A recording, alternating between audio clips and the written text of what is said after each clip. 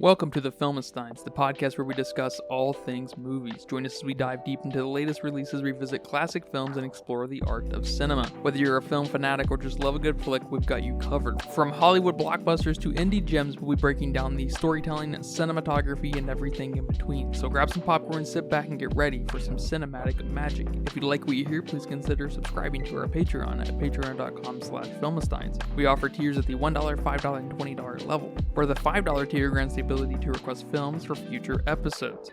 This is the Filmistines, where movies are more than just entertainment, they're an experience. They're an experience. All around you. And welcome back to another great episode of the Filmistines. We're at that 50 episode mark, I think. This might be episode 51. Really? Yep. I don't want to number these because it might send a message of like chronology. Which there is in one sense because our name is the Filmistines and we're going from Filmistines to Filmistines. So we're becoming more learned in the world of film, right? Yep. But they're kind of evergreen episodes too though, right? You can listen to them at any point in time and they're still kind of relevant. Yeah. You know what I'm saying? I know what you're saying. It'd still be nice to know. I guess an episode number. Maybe you can just name like every 50 or something. The celebratory kind of episodes? Yeah. Okay, that's a good idea. I like that. Just kind of to celebrate how long we've been doing it. Yeah, I can get behind that. I'm joined today by my scaredy cat friend, Lucy. Hello, everybody. Are you scared today? I'm always scared. Yeah. I'm especially scared today, though. Or yesterday. When we watched the movie. It's true. You can join us every Monday, Wednesday, and Friday for great episodes of the Filmistines. Brand new episodes, brand new movies, old movies, movies you never heard of. You've probably heard of all the movies we've done. Actually, we haven't done too many niche movies, with the exception of maybe third Saturday of October. That's probably the deepest cut of a movie we've covered. I think it depends on who you're asking. That's fair too. Because I've had a family member say that they didn't know half those movies. I was like, oh, really? Okay. Okay. Yeah, I feel like more than half of the movies are very mainstream movies, but maybe I am mistaken. Yeah. I honestly, I wouldn't have heard of half these movies if you weren't. Oh. But I'm also not looking for them. That's fair. Well, we've done great episodes. We've covered great movies, including recently Dunkirk, Oppenheimer, Barbie, Evil Dead Rise. I don't know why it keeps popping up in my head. Every episode I gotta mention it. I thought you said we've covered great movies. Those are great movies. In some way. Maybe not. I would disagree with that. In some way. What, Barbie? At least. Let's start there. Yeah, some of the worser movies. Teenage Kraken, Little Mermaid, Peter Pan, Transformers. I'll disagree there too. But today we have a special episode because this movie serves a special place in both of our lives on some level. In your way, it just scares the shit out of you, right? Yeah. I feel like it's one of the movies. It's a movie that it's top tier movie as far as scaring the shit out of you. Hell yeah. Yeah, but it's also directed by our boy James Wan, the creator of Saw. Yeah, dude's in a lot of stuff, or not in a lot of stuff. He's been a part of a lot of stuff. Yeah. He's a big dog. Yeah, I was very surprised because I know you said Saw when, we were watching the film, and I'm like, okay, cool. Then I pulled up his wiki and I'm like, oh my god. He's part of a lot of things. A lot of horror, Yeah. And if not, the director definitely kind of responsible for helping future creators kind of move things forward, acting as producer and stuff. He's a busy guy, no doubt. Yeah, I mean he directed The Conjuring. I think the first two. Yep. And then he was involved in, Annabelle, The Nun, like a bunch of them. Oh, Megan too? Malignant, although Malignant is definitely one of his weaker outings, I think. Did he direct Annabelle, the first Annabelle?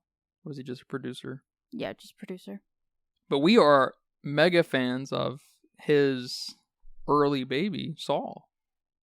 That's obviously a roller coaster, pretty much a down roller coaster from the get-go.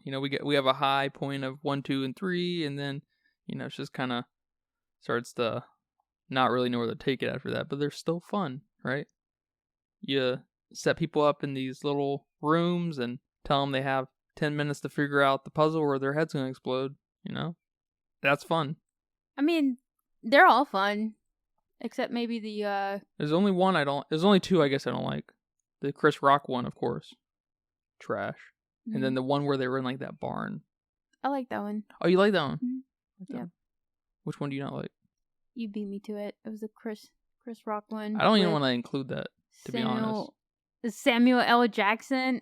Hello, what? All right. I mean, he gave the money, so okay, I guess.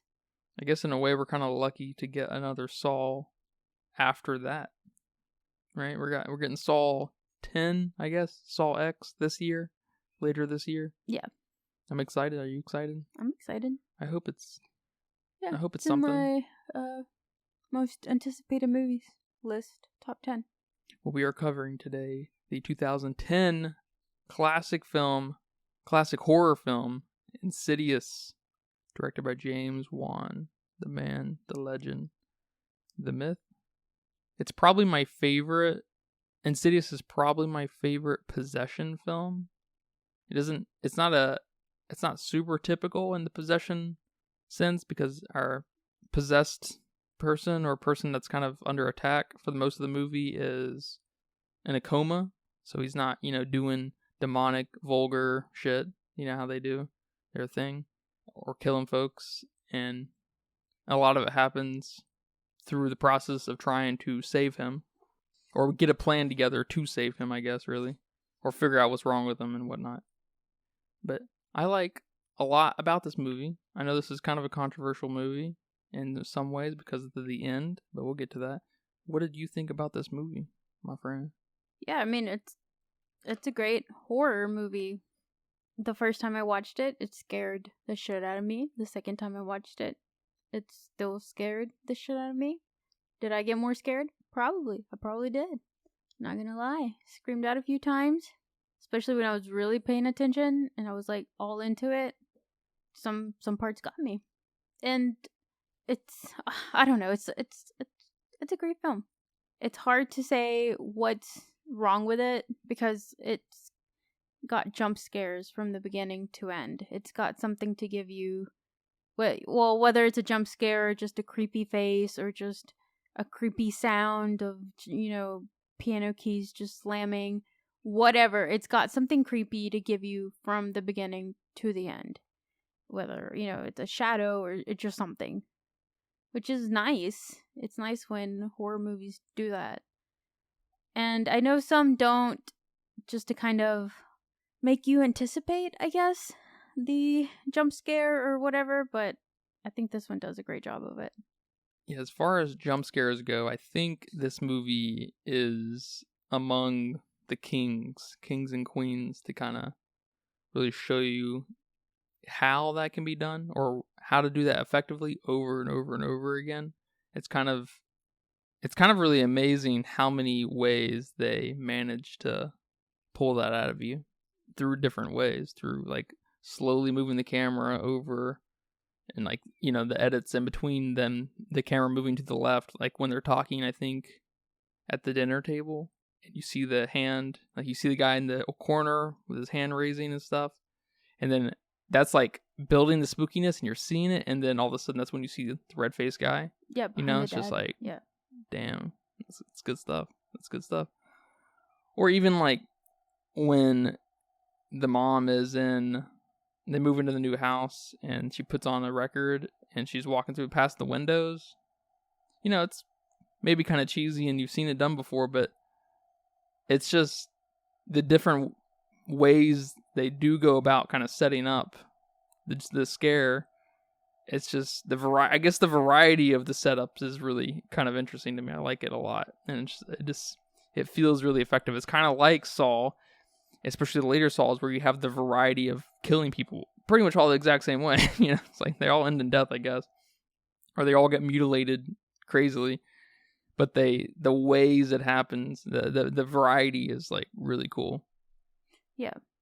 But I guess to start off in the very beginning, because I don't want to forget, when they are in the first house, the opening bits, when they're in the kitchen, the editing is so quick. The cuts that are happening, and I imagine it happened because the room is small, and maybe they were filming in a real house. I'm not too sure, but it was like super bad. It reminded me, of course, of Bohemian Rhapsody, the worst edited movie of all time, where the cuts were just like Cocomelon kind of style, were half a second long.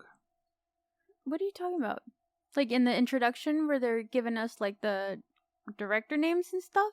No, when they're in the kitchen and getting ready for school, and Jock is about to leave. Okay, yeah, and the kid's pouring like cereal in the mug, and yeah. Oh, okay. The cuts there are crazy. Yeah. And that, because I was thinking about The Conjuring, the first Conjuring. The first Conjuring, where the opening. I don't know if it's the opening shot, but it's like the introduction shot to the cast of characters. It moves through the house. I think seamlessly. I don't think there's any cuts. It goes from every room downstairs, back and forth, and showing all and sweeping around through the characters and stuff. And it's really cool, especially for that movie. Especially for like kind of a cheap horror film, right? But here we have the complete opposite. There are probably 30 cuts in 3 minutes. Yeah, I didn't really notice that like that. I guess I just felt the frustration the mom was feeling. There may be something to that. Because, the dad's taking a sweet ass time getting ready to go to work, but she's got a kid over here needing a bowl, but she gives him a mug. She's on the phone. She's trying to... Kid's crying. Yeah, the baby's crying. The other kid's like, I'm scared, or whatever he said. I don't know. Like, I think there was just a lot going on, and I didn't really notice the editing, but I just noticed how I felt with the anxiety there. That might be really genius of you to say, really, because we're also in a tight kitchen. Yes. Tight editing, or not tight as in like not super sophisticated, but at least really quick cuts and stuff. And then the dad, who's really just not super present, ready to go to work, not worrying about home life. And the kids are crying. Kids pouring cereal on the floor. Yeah, kids are begging for shit. And then she's on the phone. Yeah. She's like, "Do you have time to drop him off at work?" He's like, "Nope." I'm like, well, the fuck? Why not, man? Yeah. Help this lady out. Yeah, I take it back. You're right. I guess I was feeling that, and I connected it to the wrong place. You're right. It's not a Bohemian Rhapsody problem. Bohemian Rhapsody, man, we'll have to watch that just so you can see how bad it is. It's a great study of how to not make a film. Because remember in 12 Angry Men, you can just imagine how in 12 Angry Men, at least, where when you're filming, especially eye level shots, you have to get the line of sights like on point, right? They need to be looking at the right characters and stuff. Yeah. There's something that kind of happens like that. There's a lot of things wrong with Bohemian Rhapsody, but there's a scene where there's a bunch of characters and they're discussing something, and there's a bunch of cuts happening in between them talking and stuff. And then there's cuts happening without anyone even saying anything. They'll cut to you and you're not saying anything, and no one's saying anything. Like, there's no reaction cut or anything. They're not capturing any reaction out of you from someone saying something that's shocking or provocative, right? It's just cuts happening for no fucking reason. There's no intention behind them at all. It's crazy, and they happen like crazy, Cocomelon style. It must have been made by fucking Cocomelon people. I don't even know. Yep, maybe. And so when I see that, it gives me anxiety just by nature of that. That's just fucking craziness. Why? I don't know who would want to edit like that though. Like, what kind of messages are you getting across? But you're right. You would get you can match a character's feeling with that exactly. I think I feel now that you say that, I feel like I've actually seen that somewhere else. I can't remember what it was, but you're right. Genius insight. Thank you for that. You're welcome. I like this movie even more. Whoa. This is a great movie though. It is a great movie. I saw this dude, the red dude, whatever his name is, lipstick guy. What's his name? Lipstick Demon. Lipstick So stupid. Demon. So stupid. That's what it says on the billing though. I saw him for days walking in my car after work, making sure he wasn't in the back. I didn't want to look at my rear view mirror, even though there were no rear view mirror scenes. I just knew he'd be there. That face just burned itself into your back of your eyelids. Yep. After we watched it, I had to go to the bathroom and made you walk with me. I mean, I was terrified. Yes. That was so... That became such a meme when this movie came out. Do you remember that? No. You didn't see that? I don't think so. It was a pretty big deal on the internet. I guess you got to fall within the right algorithm, I guess. But if he popped up in your algorithm, he was your algorithm. That was just oh my gosh. He was big. Yeah, the first time I watched this, the scene where they were in the kitchen and the dad moves and all of a sudden he's behind the dad, that's the one that scared me the most. But my second time watching this movie, for some reason, the really creepy dude, he's not the red dude, just another creepy dude hanging around the house. Towards the beginning. Yeah, towards the beginning where the baby was crying and the mom goes in there and that dude's like behind the canopy thing of the baby crib. Whatever that thing is called. Oh my god, I screamed. I think I scared everybody with my scream more than that guy scared everybody watching it. It was so creepy. I don't know, I wasn't expecting him there. I was expecting him to pop up somewhere else in a second, not immediately be there. And just something so vulnerable about a baby and a creepy man. Oh my god. It's good stuff. Good stuff. On the second floor, looking through the window. Oh my god, I didn't even think about that. That would have given me more anxiety. That's what I always think about in that early part of that movie. Because we see that same guy pop up later with the mom, where he's like walking out the window, and she's like, "What the fuck is that?" And then it like kind of freezes for a second there, and then he walks past the window, but he's on the inside of the house now, and I think I screamed a little there too. Yeah, I think you did too. And he's that same guy that tries to lick her, right? Mm-hmm. Yeah, he's after her. He's after her. Yeah, he's after her. That creep. I like how the demons kind of pick someone. I like that. That's really like fun. That. If you want them to torture someone else, they're not going to. They're just after you. Yeah, that's funny stuff. Yeah, no, I fucking love that. I'm gonna tell you my two favorite things about this film is the color grading, how gray it is. It's got a almost raw kind of tungsten feel to it, and then the mom's look. Rose Byrne, is that her name? Yeah, Renee. I don't know. Renee. Her like sad thing she's just got going on with her eyebrows or something like that. She just looks fucking sad, and I just love that combo so much. I don't know what that is. I don't know what that is. I love that it's just so I don't know, it works so well. And then Patrick Wilson's Josh character, I feel like he kind of overacts. Do you get this feeling? Is he an overactor? I feel like he does a lot with his face when it's not necessary. Maybe a theater actor type thing. And I especially felt that when they were in bed. I can't remember at what point they were in bed, but they were talking.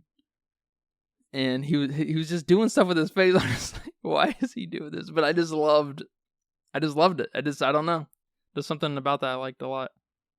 But I did like how Renee's look and the grayness of the house and the other house, the two houses was. I just really thought that was super cool. Yeah, there's always something good when you have the right, like I don't want to say the right cast, but like the right person for that role, because she does have a very like tired, sad look, and then her son's getting possessed. I guess not really, not yet. I don't know. So it's very fitting here. Maybe she wouldn't be fitting in a non-sad role. She can't be Barbie, but yeah, she could be sad Barbie. Yeah, she could be sad Barbie. My kid got possessed Barbie. Yeah, I didn't really pay attention about Josh. What's his name? Josh Lambert or Patrick Wilson? I don't know. I didn't get that feeling. Because I get that feeling, I think, also in Conjuring. There's just something about him that's just a little too... He's given me a little too much animation. Like, it's not a voice thing. It's not a it's not a performance thing in its entirety, but there's just something in his. It's kind of like, you know how Jack Black will move his eyebrows and shit too much and stuff, but it's like really charming and cool when he does it, you know, because he's great.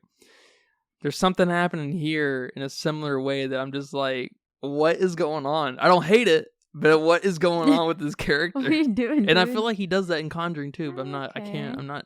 I'm not. I just don't know what that is. I don't. It's fun though. I'm sold. I'm sold. Yeah. What about the kids? Yeah, the kids are hilarious. Not as in a ha-ha way, but just the whole everything to do with the kids. So it's funny how I think in the first house still we are reminded basically that there's a brother because he gives the mom Renee a progress report award thing. Yeah, an award. Yeah. And it's she just finds it really. She finds it on the table. It's all crumpled up or something, right? And she's, you know, like, what is this? You know, and he's like, oh, it's just an award. And she's like, well, why didn't you show it to me? And it's just like, it's a great representation of how the movie is treating the kids, that they're just forgotten. Yeah. It's like, what is even, it's pointless. I'm not even the main character here, so I'm not going to show you my stuff. I love how kind of self-aware that is. I feel like that's totally intentional. And then after that, I think that might be the last time we see either of the two littler kids at the new house. Funny. I don't think we see them at all. You're like, where's the baby? Yes, why is it not crying? And I get contextually the movie happens really quick. It happens in just a few hours, I think, or we have like a few hours of like there's part of the movie happens in one part of a day for a couple hours, and then the last part of the movie happens in like the next day over the course of a couple hours. So like if you think about it like in that sense, you could imagine maybe the older kid is at school and then the baby is just asleep for a couple hours kind of thing. You know what I mean? Yeah. Something like that. So like I can kind of see it making sense in some way, but I do think it's fucking hilarious that they're just completely absent, and the self-awareness sells it for me because it makes it funny. Yeah. Yeah, it's just funny because that's, you know, some of those scary bits are scary because of the other two kids, but you know, I guess they're not important in this last act. You know, we're done trying to scare you. We need to get to the bottom of it. So okay, I get it, but you know, the kid, what's his name? Is it Foster? Is that the little brother's name? Yeah, I didn't even know that. Yeah, he has a name. You know, he's telling his mom that it really scares him when Dalton's walking around at night, and you're like, what? And then the next scene, it's him and Dalton, their rooms are across from each other, and he's just scared of him, and you're like, oh shit, he's gonna get up, what's gonna happen? He just, you know, shuts his door and gets scared, whatever. So, and then, you know, we talked about the one with the baby, and there's, you know, more with the baby and the baby monitor going off and all that stuff. So they're really scary here with these kids, and then we completely ignore them, and they're terrified too, but, you know, whatever. Go do your own thing, kid. We're over here trying to save your brother. It's funny. It's so funny. And it feels so intentional because all it would have taken was one tiny scene with both of them in it. Yeah. Towards, you know, the third act or whatever. That's all it would have taken to remind us, oh, you know, these kids are in danger or whatever too. You know, they're part of this scenario too.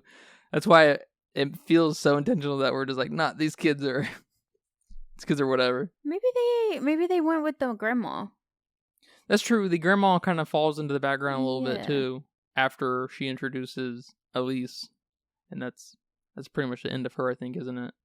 Yes, I know she helps them like unpack in the new house, and then she comes back and tells them about her nightmare and how she reached out and asked him what he wanted, and the red demon dude pointed at Dalton, and then that was pretty much it until Elise was back in the picture. So maybe they're like, here, go stay with grandma. We got some shit to do. That could have been covered in a little scene. Yeah. Little 1 minute scene. Yeah. We could have not even seen it. Yeah. It could have just been like, I should call mom to check on the kids. Yeah. Boom. That's it. Done. Covered. It's like, oh shit. Threw him with grandma. That's funny shit. What did you think about the whole Elise thing and her bringing her 2 little minions with her, and they're kind of the comic relief in this movie? I like that. I thought it was cool. It was kind of different than where you think this is going. You know, you think they're getting possessed or whatever, but it's more than that. They're what are they called? Astral Projecting, astral projecting. Yeah. So you're like, whoa, okay. I'm getting some explanation here. I'm getting some kind of history here, and then you find out that Josh is kind of brought it up on himself, kind of. You know, because he didn't ask for it, but you know, I guess later on we find out a little bit more. But you find out that this family is in danger, and this kid is in danger, and Josh is in danger. He's sort of been in danger his whole life. Yeah, which is really cool. I know they take that a little far in the second film. They run with that thread, but I like that there's like history here. Yeah, I wouldn't know about that. Yeah, we'll cover the second one too, just for you. But then we get these 2 Ghostbusters looking dudes. Ghostbuster looking dudes with all their tech stuff. It's cool. It's cool, yeah. And then it works, and they see shit, and they're like, "Oh fuck!" And they're kind of scaredy cats, which is awesome. That's their comic relief. That's how you fucking do that. Yeah. Well, I mean, it depends on the movie, but that we'll talk about a movie later in the next episode where they're just she pulls out these quick little whatever you call them little one-liners and stuff. It's just like, that's not funny. Yeah. But here, we got Ghostbusters getting scared. It's good. It's good. It's all good. And one thing I didn't get, though, was the picture thing. How when he was younger and he would have a picture of himself taken, I guess, and that lady is approaching him in each picture. So what about all the pictures when he's an adult? Because we see his wedding picture. Yeah, and his mom makes a comment on that. And then the family photo, yeah. There's a wedding photo and a family photo? Yeah, when in the beginning, when she's looking through the album, and Dalton's like, "Oh, show me daddy when he was younger," or whatever. She's like, we don't really have photos. And then she's like, kind of scrolling through it. Or not scrolling. She's flipping through it. She's scrolling. And we see her and him when they're younger, when they got married. And then towards the end, we see the family photo of her, Dalton, Foster, and the dad. And then that's when the mom makes a comment like, "Oh, I can't believe you got him to sit still enough." It's like, well, where's the lady there? Yeah, I think there's kind of a layered thing happening here. Is that the only reason the lady was there is because she was getting closer and closer to him, because he was astral projecting further and further and being a little more careless, and so she was creeping up on him, kind of thing. And then when they trained him to stop astral projecting, they brainwashed him the other way. Yeah, that closed the door, and so she's no longer a problem. But they did that at the cost of him being afraid or just hating getting his picture taken. Okay. I think that's what's happening there. That's at least how I took it, and I like it. That would make sense. Yeah. It helps build texture to this character who's not, doesn't need this, but it does. I mean, but in a way, maybe he does because it helps elevate the movie. Yeah, no. That makes sense? Yeah, that makes sense. Because I'm like, what? Did she stop pursuing him? What happened here? Okay, that makes sense. Yeah, I like all the gadgets they bring in, and they do little kind of montage, small little montage type things, putting them together and setting them up, and the noises and stuff. It's really, really cool. And what do you think about Elise? She's kind of a star. They ran with her, and they ran with them in the 3 and 4, I should say. I don't think I've seen 4, but I mean, she was cool. She's cool. She portrayed what she needed to portray. She did her role justice. She looked smart. She sounded smart. She was an old wise lady that died, unfortunately, very quickly. I don't think there was a casting issue there. I think she did a great job. I did like when she said about, that this lipstick demon had an insidious agenda. She said the thing. Yeah, she said the thing. It's always so funny when they say the thing. I like that. Yeah, I do too. I liked her, but I also didn't like what she brought to the movie, because she brought a real, like, tangible kind of rational thing to it. Things got explained a little too much, I think. Especially, I know that's what a problem a lot of people have with the third act, when he goes into the other realm, and it just starts to it brings too much physicality to it. I think a lot of people do feel that way. I don't know if they know why that they hate it or not, but I think I don't like it because it brings too much reason to the whole thing. I wish it was just a little more ethereal and harder to grasp and a little more experiential. But he's fucking walking. He walks from his new house to the old house and everything. What do you think about that last act? It's definitely the controversial point in this movie. Yeah, well, I'm your scaredy cat friend, so I always love when things are explained, so I know it's not going to happen to me. I don't, travel outside my body at night. Cool, this is not going to happen to me. In Saw, I don't do bad shit. I go out of my way to not do bad shit, so I'm never going to get trapped and have to make these decisions these people are making. Okay, and it helps me enjoy the movie so much better. Okay. Or I'd just be scared and probably not watch the next one, because fuck that. Yeah. But that's probably just me. It's probably just me and like 5 other people who get a kick out of that. Okay. I hear that. I do kind of like that they... See, it's kind of a funny, contradictory thing, because I do kind of like the astral projection pull, or train of thought, because that's a very, like, real thing people believe in. Do you know anyone who thinks they can astral project? Mm-mm.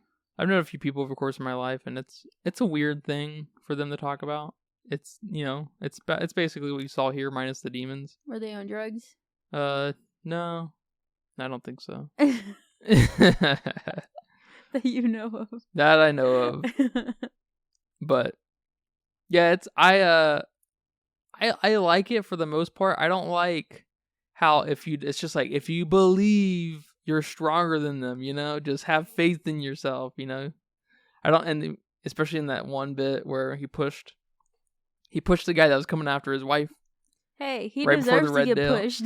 Yeah, but he was just like, had like this moment of divine power against the demon. It's just like, I wish it just could have not happened that way, I don't like the physicality of it all, of that last section. Because a part of me likes it a lot, like the little when he's downstairs and the families get shot by the older daughter or something. I like that. It's cool and everything, but I wish it would have stayed weird, but it got too physical. It literally got physical, I guess, with him pushing, but him going through the door, and then seeing up there, and the guy looks at him, and he has to break the chain off and stuff. It's just a little too.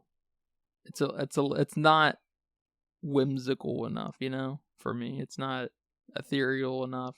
It's just too rooted in Newtonian mechanics or something. I don't know. I'm not sold on it, but I am at the same time. I am. Because I think this last time we watched it, it's probably my favorite watch.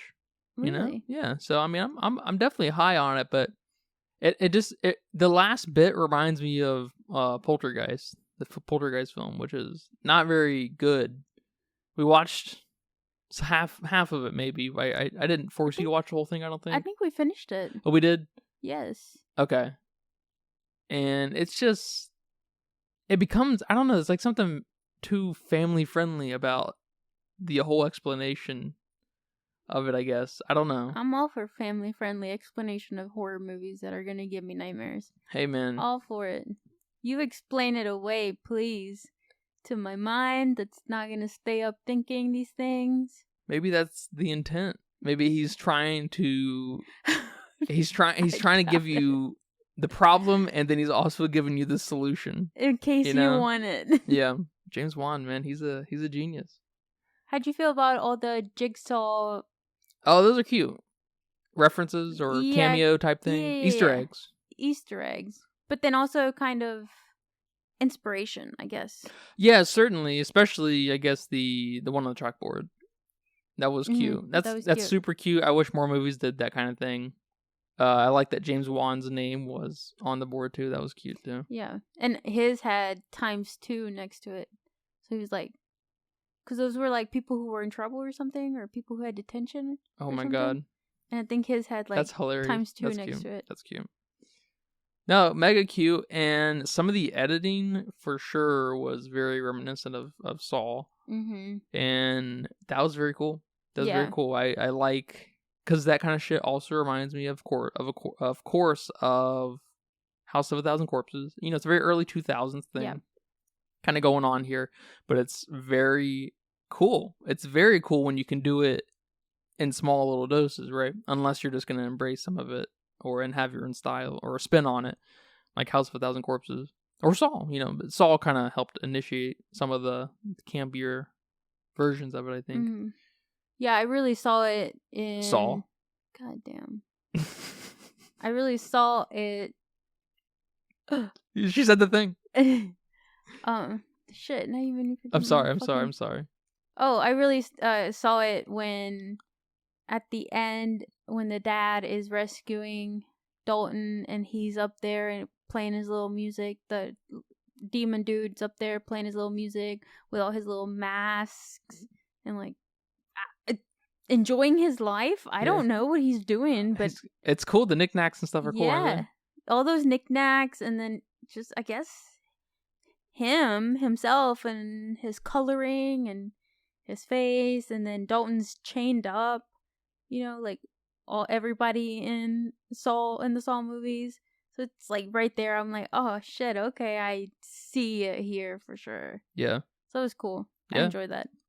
Yeah, speaking of the red lipstick demon, one thing I really like about this movie is we never focus on him too much. The clearest, I think there's one instance at the very end where he yells at Dalton, or yells at Dalton and Josh when they're about to run away. Yeah. And I wish if I could take anything away from this movie, I would obscure him a little bit more like we have throughout the entire movie. Because I think it's, like, especially when we're in that little, it's not really a montage, but that little kind of quick texture building moment of his little hideaway that he's got at his little workshop. His workshop. It's like a toy workshop or something. He's filing his nails. It's weird. It's weird. It's weird. It's very cool. And then like we see like a profile of him. We see his hands. We see his face through a magnifying glass. I love that almost every shot of him is obscured. I love that. But it's because because if you look at him too long, he's kind of stupid looking. Oh, heck no. Oh, no? Heck okay, no. Just me. Okay. Just okay. Not me. Well, they do that for me then. They're saving me. I guess I can't look at him too long either because... You gotta look away? I gotta look away or cover my eyes. That's funny. Well, I gotta tell you, the red lipstick demon was played by the guy who did the music for this movie. Oh, really? Isn't that kind of cool? That is kind of cool. Yeah. Huh. Joseph Bishara. That's cool. That's like sick. That. I love that. Yeah. Especially because it's kind of nice bit of a good bit of irony and serendipity and, you know, kind of just funness. And because the most iconic bit of this movie is the red lipstick demon, I think, but also the song, the Tiny Tim song. Yep. And I guess that would have been his doing because he scored the movie. And so it's just kind of cool that he mashed those up like that because it's crazy stuff. I love that. And then if you know any history about that song, you know that Tiny Tim died performing it. So it's even creepier. Yeah, I think you told me that. I was like, I didn't want to know that. I know. But it brings a new creepiness to it for sure. I think he had a heart attack while performing it. Rest in peace, Tiny Tim. Rest in peace. Or not. Rest however you want. Yeah, I mean, it's up to you. You want to be haunted? Get haunted. Rest how you want haunted. Yeah, that's fine. I bet Tiny Tim was cool. With that song? Heck yeah, he was. And then he also did our favorite. Cool. He did our favorite SpongeBob song. Yeah. Is that from the pilot? The SpongeBob pilot with the anchovies? I think so. One of the great pilots of all time. Yep. Pilots are not very good, normally. I don't think. It's a great pilot. Yeah, this film is great. I love this film. And I have since it came out. I have. You saw it? I saw it in theaters. In theaters? I saw this film in God, theaters. No. Yeah. Oh, I'm getting goosebumps. You telling me that. I sure did. I think I saw By the first yourself? 2 in theaters. Oh no, I think I went with my mom and my good friend at the time. Okay. Yeah, when I was, I guess back then, 13 years ago, I was really fascinated by the workshop. I thought that was one of the coolest things I'd ever seen in a movie at that point. I remember being really into that. Because at that point, I wasn't real into movies quite yet. I liked horror movies. That was basically it. I've always been kind of a horror fan. And I guess by 2010, my favorite film was probably House of a Thousand Corpses, which is still one of my favorites. So I bet I hadn't developed a love for film like I have today. Like other than that, I probably was really into animation, and so it's kind of bare bones for me. But yeah, well, I didn't start watching scary movies until 3 years ago. Before that, scariest movie I'd seen was probably The Village. in my Shyamalan's The Village. Yep, maybe Mickey Mouse Horror House, whatever. Oh my god! Oh my god! I was not about to watch scary movies. Heck no. Well, I'm glad that I can force you to experience those today. So if you guys subscribe, go subscribe at patreon.com/filmistines, and you can make Lucy here watch any spooky movie out there at the $5 level. Go request it. You want to make her watch? Yeah. What can get spookier than this? I mean, I think I've told you that you've basically seen all the spooky movies. Like, just don't make me rewatch other spooky movies. Sinister, did that spook you out? No. Look, I'm telling you, it's mainly creepy faces and creepy things. Just, paranormal stuff. Okay, I can deal with that. Like the Paranormal Activity movies. I've only seen the first one, but yeah, second one's much better. Yeah, they're okay. Shit moving around. Ooh, okay. But you got a mask? You got face paint on? You crawling on your back? Oh, heck no.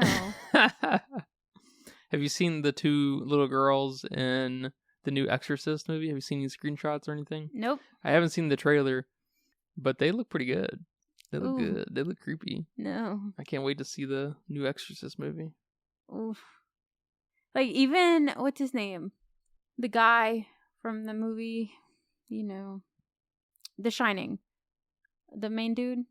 And he says, here's Johnny, or where's Johnny, whatever he says. Here's Johnny, yeah. Yeah, here's Johnny. Even when he makes that creepy ass face while that's creepy. Yeah, he's got a good face too. Low-key gives me the creeps. Ooh. I kind of gotta look away a little bit. Ooh. Doesn't terrify me. I'm not gonna see that on my way to the bathroom like gives you I chills, am gonna though. be, but it gives me some chills. Nice. It's a great movie. Shining. Jack, I think his name is. Yeah, Jack. I don't know why he says here's Johnny. Is that from something else? Is he referencing something? I know people are referencing The Shining for sure when they say that, but is his name Jack in it?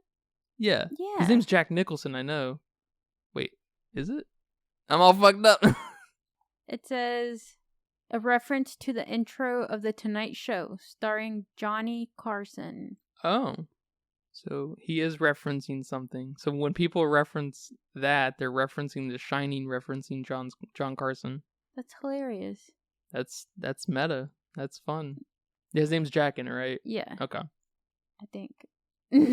Because I can hear the mom saying Jack. I can too. But see, everything I'm seeing is Jack Nicholson, so. Whatever. Yeah, man, well, you have any final thoughts for me on Insidious, 2010's great Insidious?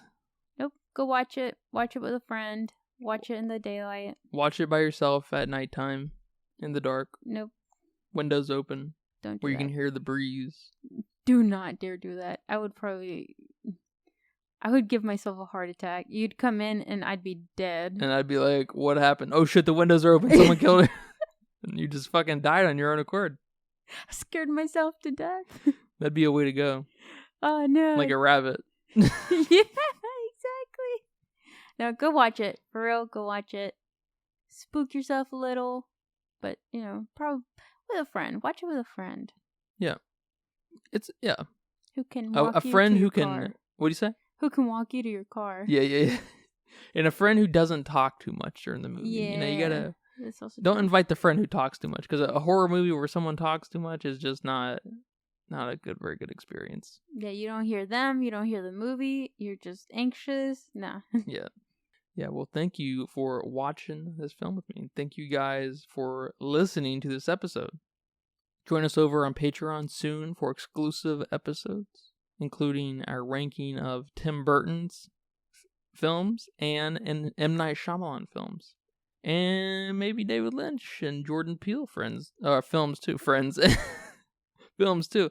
Those are going to be behind the $1 paywall if you guys want to listen in on that. But until next time, take care. Bye-bye. Bye-bye. And that's a wrap for today's episode of the Filmistines. Thanks for tuning in and joining us on our cinematic journey. We hope you enjoyed our discussion and gained some new insights and perspectives on the world of movies. Don't forget to subscribe to our podcast on your favorite platform, especially Patreon at patreon.com/Filmistines, and follow us on social media for more film-related content. We love hearing from our listeners, so if you have any feedback, suggestions, movie recommendations, or book recommendations, please feel free to reach out to us. Until next time, keep watching and keep loving the magic of movies. This is the Filmistines, signing off.